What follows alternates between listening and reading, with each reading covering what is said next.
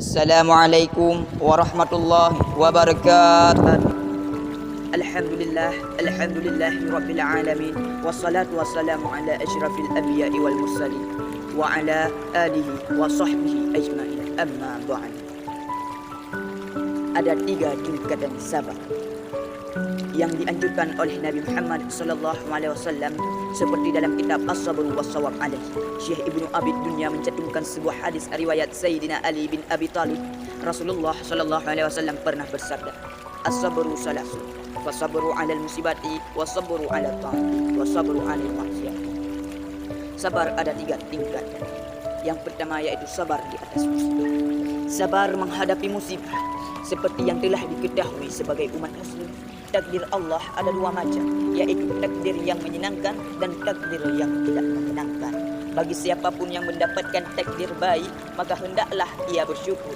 Tapi bagi yang sedang menghadapi musibah, maka hendaklah ia bersabar. Dikarenakan Nabi Muhammad SAW pernah bersabda, "Faman sabara 'alal musibati hatta yaruddaha bihusni azaiha, kataballahu lahu salasami'atin darajatin baina darajati ila darajati kama baina samai ilal ard." Barang siapa saja yang sabar menghadapi musibah sampai ia mampu merestorasinya sebaik mungkin, Allah akan mengangkat 300 derajatnya, di mana satu dengan lainnya berjarak sejauh antara langit dan bumi. Dan yang kedua yaitu sabar dalam menjalani ketaatan.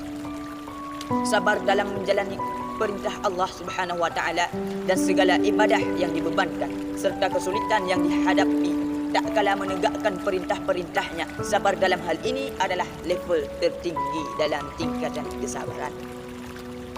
Apabila kita sebagai ataupun seorang muslim yang bertakwa kepada Allah Subhanahu wa taala dan kita mampu bersabar dalam menjalani ketaatan, niscaya kita akan mendapatkan derajat yang tertinggi. Sebagaimana barang Nabi Muhammad SAW pernah bersabda, "Wa man sabara 'ala ta'ati kataballahu lahu 600 darajatin ma baina darajati ila darajati kama baina tuhumil ardh ila muntahiyal ardh." Dan barang siapa yang bersabar dalam menjalani ketaatan, Allah akan mengangkatkan 600 derajatnya, di mana satu dengan lainnya berjarak sejauh antara lapisan-lapisan bumi dan batas ketinggian arsy.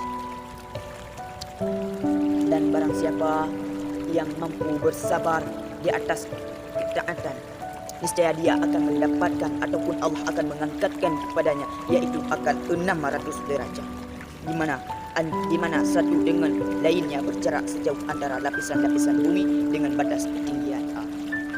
Dan yang ketiga yaitu bersabar tidak melakukan maksiat.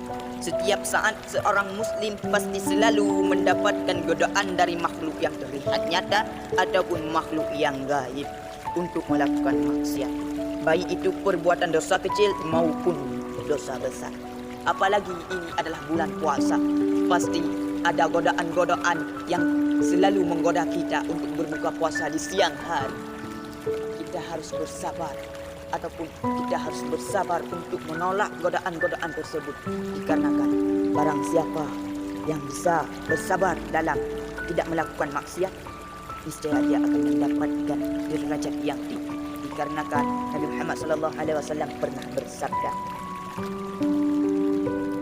"Wa man sabara 'anil maksiati kataballahu lahu 900 darajatin ma baina darajati ila darajati kama baina tuhumil arzi ilal muntahal arsy marataini." Barang siapa yang bersabar dari laku kemaksiatan, Allah akan mengangkatkan 900 derajatnya, di mana satu dengan lainnya berjarak sekitar 2 kali lipat antara lapisan bumi dan batas ketinggian arsy. Kesimpulannya yaitu kita sebagai orang yang beriman kepada Allah, kita harus banyak bersabar.